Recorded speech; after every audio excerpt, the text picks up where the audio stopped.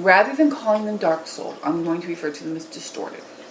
Because dark gives the idea that it's something of equal value opposite of the light. And it's not. It is light that has been distorted, twisted, and twisted. Or divinity that's been distorted and twisted. The same qualities that exist in divinity, love, fairness, creativity, power, those things that are which make up a whole divinity, become distorted and twisted. So you get distorted love, you get distorted power, you get distorted fairness. It distorts, and it can get distorted a little tiny bit, or it get distorted really strongly distorted. So you almost, so from an outside view, it's not, it doesn't exist there at all, but it's just extremely distorted. And as any of those one elements of that divinity becomes distorted, because divinity always seeks balance, everything else starts to become distorted. And the distortion becomes universal in the soul. That all of the divinity is becoming distorted, not just part of it. There is a line of distortion whereby it becomes more difficult. Okay, there's a point whereby it's difficult for a soul themselves to realign back to their own divinity. It becomes extremely difficult, nearly impossible, because the distortion distorts it's like an astigmatism also, and that their vision and their ability to see themselves is also distorted, and they can't see themselves clearly. So because they cannot see themselves clearly, they can't realign clearly because they don't have the ability to see themselves clearly.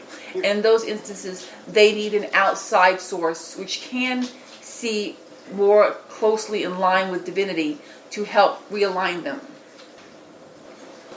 there's a point where you cannot fix your own distortion. You need someone else to assist divinities more aligned, and they can help you to align together.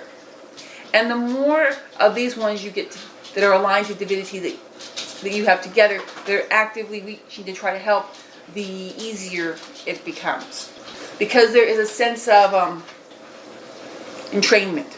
Entrainment is like a background sound that starts to have you, so everybody starts marching to that sound. And so if you have a lot of souls which are moving in line with divinity and following that pattern, then as long as those in divinity recognize that they are where they are and they recognize where the other person is, they can help to entrain the other person into divinity. But it has to be a carefully done thing, because the distortion, the imbalance of distortion, can also knock those who are in divinity off their center a little bit. So it has to be carefully done. But there is a place within the distortion of divinity that once you have reached that level of distortion, other people, other souls cannot really help you. And we recognize those distortions even in our society as those people whom nothing can help. They're like the psychopath type people. Or, despite everything we've done, every opportunity has been given to them. There is also a point with the soul of distortion that becomes so severe that even the archangels of the light cannot realign their divinity. Okay? It's extreme, but there is a distortion that is so distorted that only God Himself can fix the distortion, can realign the distortion. Right now, if you were to look at Earth from an outside perspective, looking down on Earth, there are quite a few of these that are extremely distorted souls. They're existing throughout all of the soul universe, and they can be seen clearly. They're very distinctive when you're looking at divinity from a divine or spiritual perspective. They're very clear when you see them. It's like, oh my goodness, what happened to that one? It's like, it's like when you see someone has a very mangled physical body, you immediately, when you're walking by, you immediately see it. To those who can see with this other vision, when they see it, it's like they absolutely clearly see it. There's no hiding it or disguising it. It's like, oh my goodness, look at the distortion in that one. And from a perspective of anyone other than God, the only thing that can be done with someone who is to that extreme level of distortion, the line would be that they find, no, let's just say they find enjoyment in suffering others. They have a craving to cause suffering of others.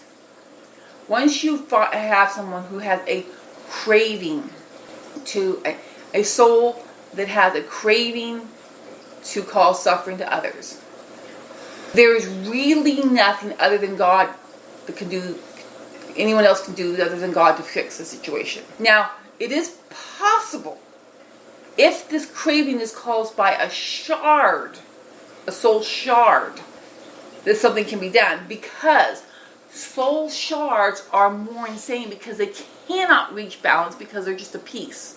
And so a soul shard is more extreme. It is more extreme, and it's because its mere existence is distortion. They are nothing but a distortion. That a very highly trained being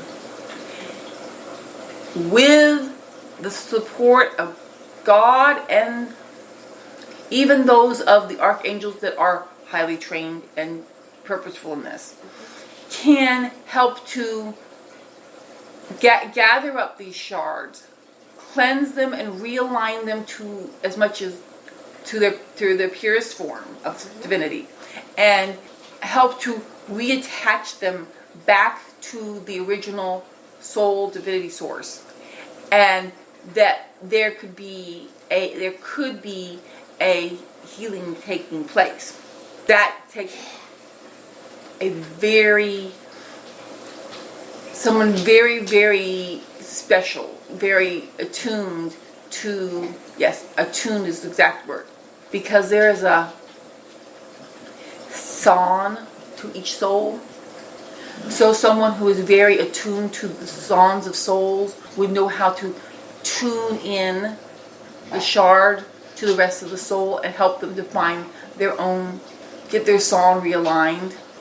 And that can be done. But this is why, as the realigning of all divinity is going to occur, which God has decided He's just going to realign all the divinity and everyone out within a very short period of time. From one perspective, it could almost say at once. It's not technically at once, but within a short period of time, without any rest periods in between, all divinity is going to be realigned everywhere in all the universes, so that there's no more shards, distortions anywhere. And then when that happens, there's going to be a breather, and the breather is going to last for a while, so everybody can get to know their own divinity, because you've sort of lost contact. Many people have lost contact with who their own divinity is and how they naturally want to grow. But this is why, as the souls are being, all the shards are brought back in, all the realignment of divinity is being done, the more distorted the divinity has become, the more uncomfortable the process of realigning it will become. If it's a small or just little tweaks here and there, you will, as each thing realigns, you just feel instantly, oh, I feel better. Oh, that feels good. Oh, like that. It feels good. But if you are severely distorted, or the distortion has been a long-held distortion, it's going to be very uncomfortable. And when you get into the aligned state, you won't feel comfortable at first, because you were so used to the distorted, you have a level of comfort there. But God is going to bring all back to their divinity, completely realigned. Those for whom it is, once it is all realigned, it is impossible for them to exist in that realigned state. It is just impossible. It cannot happen. And there are some that it cannot happen. then those are the ones that go into the singularity, or they no longer are individualized souls with thoughts and ideas, and the divine spark is returned to God as a cleansed divine spark. And everything that was that original, that was that soul, no longer exists. It can't exist anywhere, because if it exists anywhere, it would, no, could and would infect everybody else. And so it's just got to be totally, everything completely cleaned. No little pockets of it left anywhere. So that is what is going to happen. That is why it's going to be done in this manner. It is in love that God's going to first try to get all the pieces back together, realign them. And that's why you have seen with in the past these souls that their distortion and were so aligned and so I'm not so comfortable. Their identity was wrapped up in the distortion. Their very identity was the distortion. And they cannot exist as an identity without that distortion. They had to experience that that eternity moment of experiencing the realigning, which was very difficult. It is not because God wants to make them suffer, or even that the suffering is quote unquote fair, though it is true. It is because they have to come back to realignment before God makes the decision as to whether or not they can exist as a soul anymore. So that process, you have to get them all the way back to their original divinity, and then see what happens. And then when that happens, at that point, when it gets to that point, then God can see whether that soul will be able to exist in divinity anymore, or if it does not have the capacity to do it anymore. So that is why you saw the experience and saw what happened of extreme discomfort and suffering for them as they were pulled into the singularity. It was not divine judgment. It was not punishment. It was not even karma. Even though from an outside perspective, it could look sort of like that. It was that the distortion was being untwisted. The untwisting and realigning of the distortion, that is what happens. Because there is a resistance to the fixing. It just makes it all the more difficult.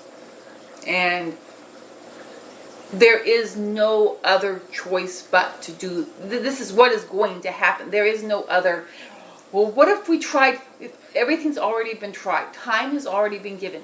To try to realign these souls in a slower way with other methods have all not worked. We are at the last ditch effort place. And that is what we're going to see. We're going to see, from our perspective inside of time, more and more souls undergoing this process of, okay, this soul, there's going to be, the realigning will start. It will start a little bit slower, and then it will build. And if the resistance is complete, and it realizes that they are not going to allow themselves to be realigned, or they're going to fight the realignment, then the realignment will be just taken over. They'll basically be taken over by God. The realignment will occur, and then the decision will be made. You will see a building of insanity, and then a disappearing. That is how it will look from the outside. A building and building and building of their insanity, and then they just won't be.